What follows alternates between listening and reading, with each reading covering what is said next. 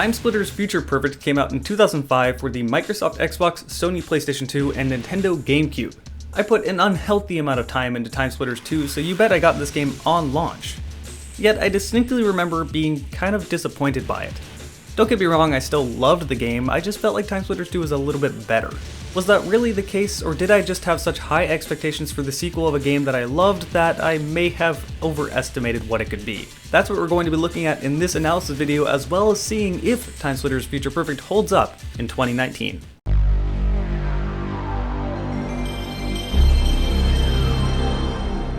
Hey everyone, Jarek the Gaming Dragon here. If you're already subscribed and you haven't clicked that bell, be sure to do that, otherwise YouTube won't tell you that I posted anything.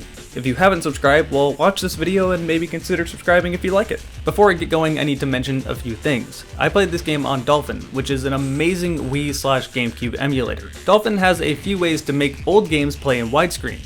The widescreen hack is one of them. You select 4:16:9 and then select the widescreen hack, and boom, your game is natively widescreen and isn't stretched out. Problem is, this doesn't work with Future Perfect very well, as you guys can see here. The reason this happens is because Future Perfect already has a widescreen setting in-game. However, it only asks if you're widescreen when you first launch the game, and if you let the game sit there and then start its intro cinematic, it won't ask you again. So if you miss it, you'll probably be completely unaware, like I was. So if you see these weird emulator glitches, that's what's going on. I didn't realize that there was a solution to this until the second time I streamed, and that's where I pulled all this footage from. So if any of you were planning to emulate this game, do note that you need to turn the widescreen hack off in Dolphin and just select widescreen at the beginning of the game. Don't mash a button to try to skip by the intro cinematics, or you'll totally skip this too. Story-wise, Future Perfect is TimeSplitters 3.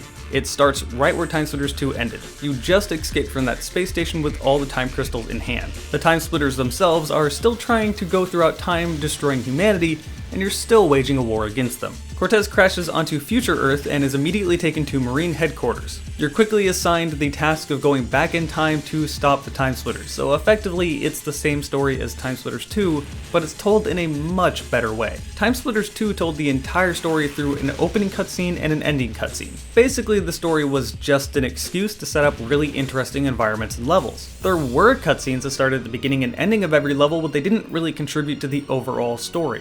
In fact, not really a whole lot did. But the gameplay was so good that this was completely excusable. In fact, you likely didn't even notice this. Some of that having to do with the fact that every level had its own mini-story contained to that level. The art direction and gameplay mechanics of every level were so strong that it entirely kept my attention. In TimeSplitters 2, every level had different objectives. Once you did all these objectives, a time crystal would spawn. Once you picked up that time crystal, a portal would open, go through the portal, and you beat the level. On top of all of this, the levels would be different depending on the difficulty you played on. On easy difficulty, you were only going to get about half of the level, and on normal difficulty, you would be getting more objectives. On hard difficulty, all those side objectives would have to be done, otherwise you couldn't beat it. Future Perfect is a lot more linear. It completely throws away the objectives and has you pretty much going in a straightforward line with a cutscene thrown in there occasionally.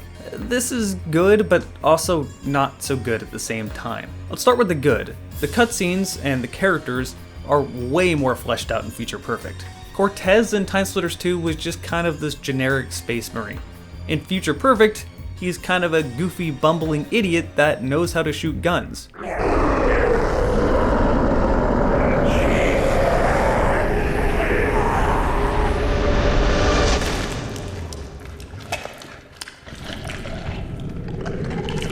You go first.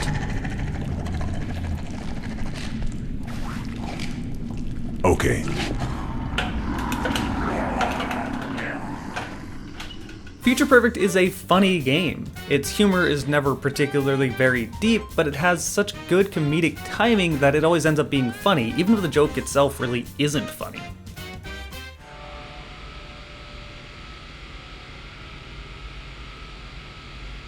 So, been with the agency long? Yeah. 3 years in May. You get dental? Yeah. That's good. Yeah! Time to split! I'll get the next one. Now, TimeSplitters 2 had its humor, but it was always kind of really subtle. The humor was always more about the ridiculous situation you were currently in.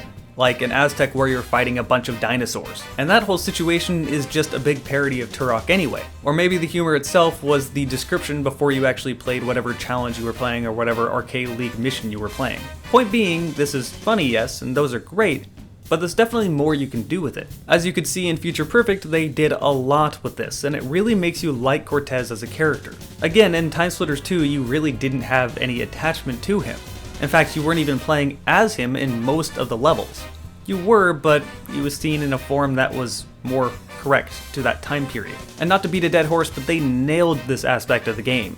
Body language in cutscenes, animations, voice acting, everything is flawless. However, in their attempt at doing this, I feel like they made the game a lot more linear and in general just less interesting. To add on top of this, there is a very specific villain, the cause of all of the TimeSplitter War's problems. And the game does end in a way that neatly wraps up the story. It doesn't leave you on a cliffhanger. So you have main characters that are likable and funny, a main villain, and the story feels conclusive. I would really like to see the process of writing the story, because anytime a story involves time travel, it can get rather confusing. However, they managed to write it in a way that's easy to follow, but has plenty of twists and turns. For example, there are frequently times in this game where Cortez ends up going through a wormhole to help himself on that very same level. This is really interesting from both a story and a gameplay perspective, because from a story perspective you have two Cortezes, you're teaming up with yourself, but from a gameplay perspective, you are actually playing that part of the mission twice.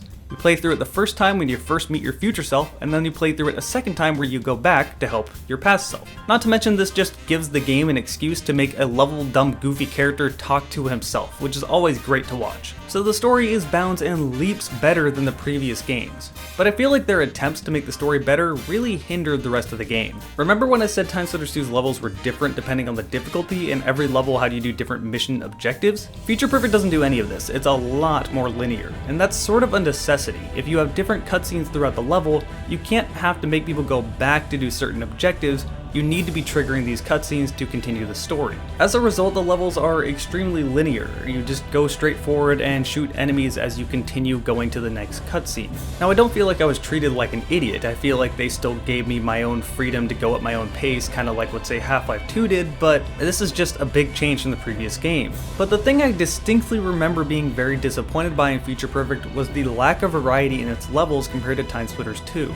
In TimeSplitters 2, you went to 1990 Siberia, 1930 Chicago, 1895 Notre Dame, 2280 Planet X, 2019 Neo Tokyo, which was not really accurate to what we really ended up getting, but it gave us kind of a Blade Runner vibe. The Wild West in 1850, some underground facility in 1970s, the Aztec ruins in 1920, a robot factory in 2315, and finally a space station in 2401. Every one of these levels have an atmosphere so strong that they could have been a game on their own. Aside from maybe Atom Smasher. Fuck that level. Point being, Future Perfect doesn't have this feeling. A lot of the levels blend into each other, and I feel like their focus was on single player so much that they sort of neglected the atmosphere of every level. I remember beating Future Perfect and then just kind of forgetting what really happened on each level back then, and only really remembering the cutscenes, and that isn't really any different when I beat it today. In fact, the only level that didn't really follow this trend at Future Perfect is the one that everyone seems to like the most, Mansion of Madness. And I would agree with that. This is easily my favorite level in the game.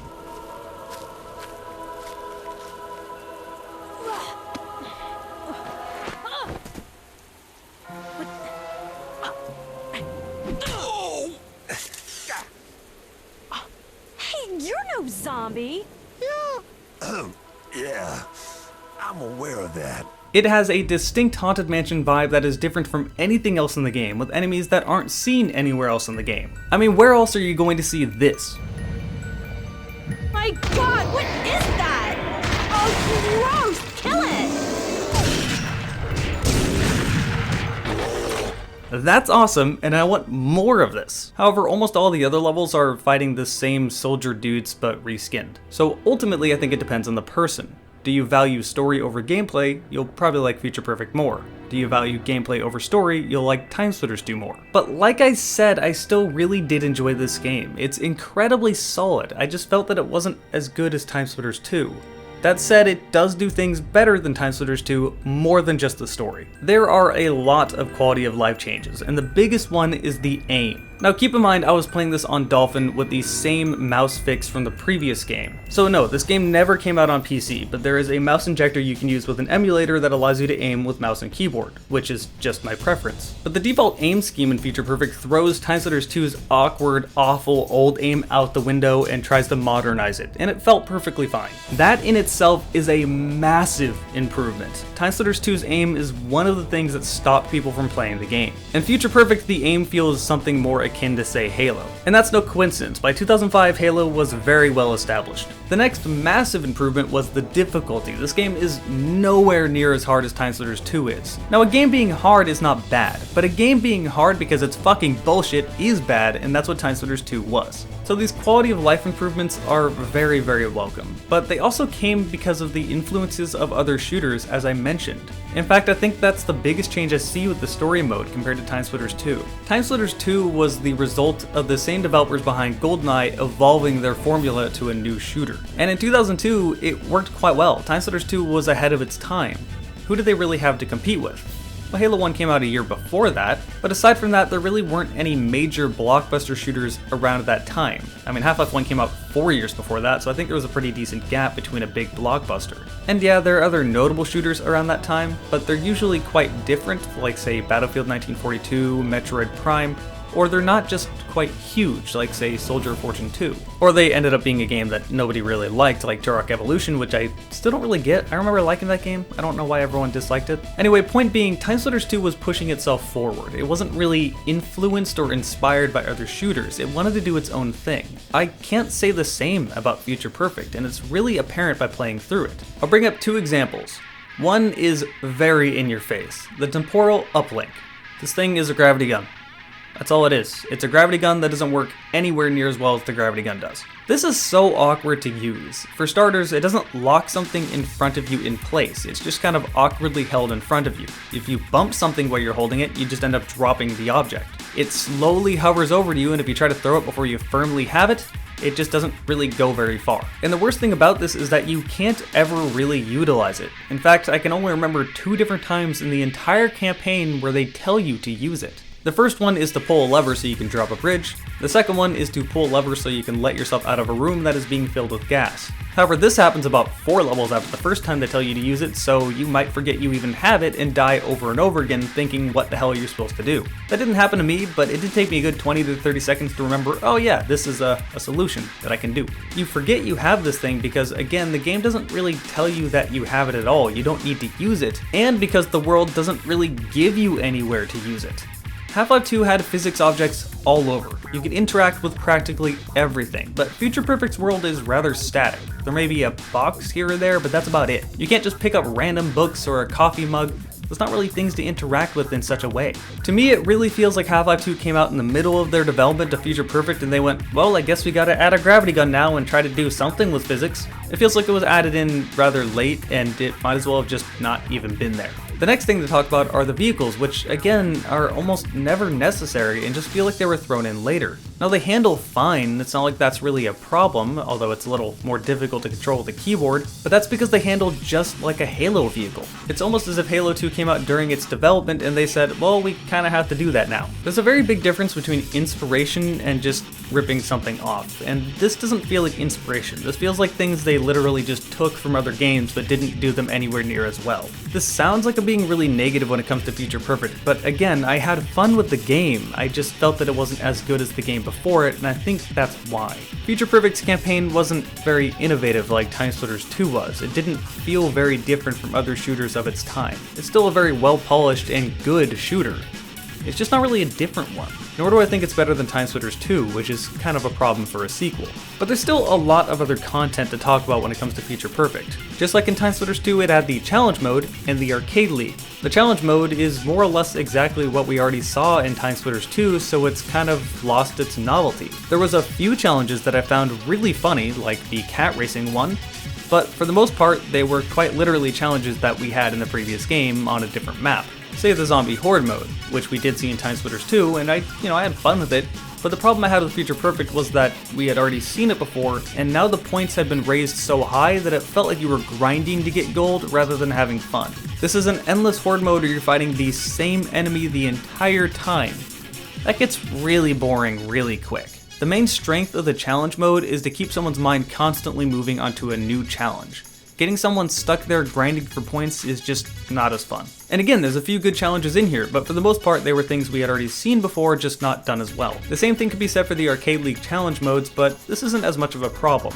You could have the same exact deathmatch setup and have something different happen every single game. So these still ended up being fun, but again, the novelty sort of wore off. I wanted to play them, don't get me wrong, I was still having fun, but it wasn't that new, brand new, great experience that I had with TimeSplitters 2. A very common comment I got in my TimeSplitters 2 video was that people were disappointed that I didn't talk about the map maker. And there was a few reasons that I didn't. The first one was that I just never really have been the type of person who wanted to build stuff. As a kid, I wanted to go ride my bike instead of staying inside playing Legos. I'd rather play something that's already completed. I get my satisfaction out of really utilizing the tools in front of me instead of making the tools, if that makes sense. And B, the more important part, I wanted to talk about it in Future Perfect's video, not TimeSplitters 2's video. Because the map maker in Future Perfect was improved on every aspect. You had so much you could throw into this map maker. And to make things even better, this is now 2005, where Xbox Live has fully caught on. More than likely, thanks to the success of Halo 2, you were playing this game on the Xbox version. At least that was the case with my group of friends. Sure, you could go online with PlayStation 2, but how many people were really using PlayStation 2 online compared to the Xbox? Xbox Live was simply far ahead of anything else any other console had out at this time. I mean, how many of you remember always having Halo 2 in your Xbox even if you weren't playing Halo 2 just to have that menu up so you could see what your friends were playing? The original Xbox Live was a very special place, and I had all the original consoles, but this eventually ended up being why it preferred Xbox over PS2 and GameCube. It also is ironically kind of why I didn't play Future Perfect as much as I should have. Halo 2 really sucked a lot of time out of me, and I have no regrets. I love Halo 2, but man, I should have played Future Perfect more. Anyway, the point being, Future Perfect took TimeSplitters 2's multiplayer, added more to it, and gave you Xbox Live. On top of all of that, you have this amazing map maker that you can use online, and this led to some of the best multiplayer experiences you could get of this era. All those crazy game modes you had in TimeSplitters 2, they're back. All those crazy stupid characters you could play as, they're back, and you got more. This was a unique experience, and if you remember TimeSplitters Future Perfect being better than TimeSplitters 2 because of the multiplayer, I don't blame you. This was a great multiplayer game. For Future Perfect's campaign, you could kind of just go play another shooter and get a very similar experience. But for multiplayer, nothing else was going to give you this experience. And I really do think the only reason I didn't play it more was because it just had so much competition. I mean, again, think about 2002 for TimeSplitters 2. You didn't really have too many amazing big shooters back then. But 2005, just a year before, you had Half-Life 2, Doom 3, Far Cry, Halo 2. That year you had the original Fear. I was playing so many games at this time. It's not even that Future Perfect isn't one of the better shooters that has come out. It's more so that it came out around an era of having some of the best shooters of all time, and that's hard to compare to. So let's go back and answer those questions I had at the beginning of the video. Is this game still disappointing compared to TimeSplitters 2? Yeah, I would say it is. I'm still disappointed at the lack of variety when it comes to the single player missions, and the challenge mode had sort of lost its novelty, or did the same thing we had already done before. But the multiplayer does exceed what TimeSplitters 2 did, if that was the main thing you wanted to do. Personally for me, I still would prefer TimeSplitters 2. But what about the second question? Does it hold up in 2019? And that is easily yes. Despite all the negatives I had said, TimeSplitters Future Perfect is still an amazing game that you really should play. It also doesn't have the skill gap and learning curve that TimeSplitters 2 had. I would still recommend you play TimeSplitters 2, but Future Perfect is an easier game to get into. Unfortunately, this is the last game Free Radical had. No, I don't consider this game to have ever happened, let's not talk about it, please. Free Radical's been in financial hell, was eventually turned into Crytek UK, and is now Dambuster Studios, but how much of that studio is really left over that was the original Free Radical? So since 2005, we have not seen a new TimeSplitters game. I know, I read your comments, I'm aware of what TimeSplitters Rewind is. If you don't know what Rewind is, it is a fan-made project where fans are trying to remake TimeSplitters to put it on PC. I don't want to be that guy, but this is a fan project. We've seen so little updates, and the last update I saw was basically most of their team not working on it at all and then 2 people restarting it. I don't really have any faith that this is ever going to come out. And I really hope I'm wrong, but don't get excited about fan projects or mods, because these come across and then drop very quickly. With these, I curb my enthusiasm real quick and I only get excited when they get released. Kinda like how every time Black Mesa says they're going to be releasing something, you should add an extra like 8 months to it.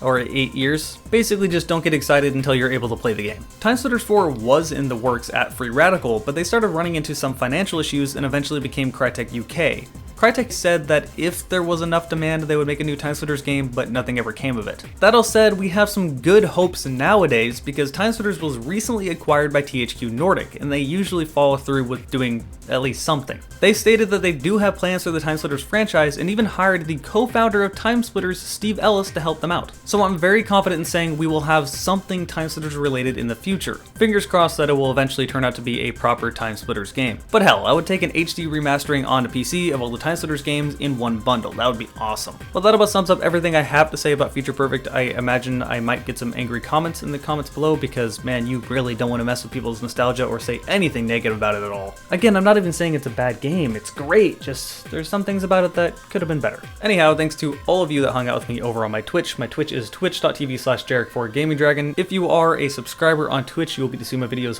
one day ahead of time. Same thing goes for my patrons over on Patreon. You can click the link in the bottom right to go to my Patreon to look at that. Thank all of you guys for watching, and I will see you next time.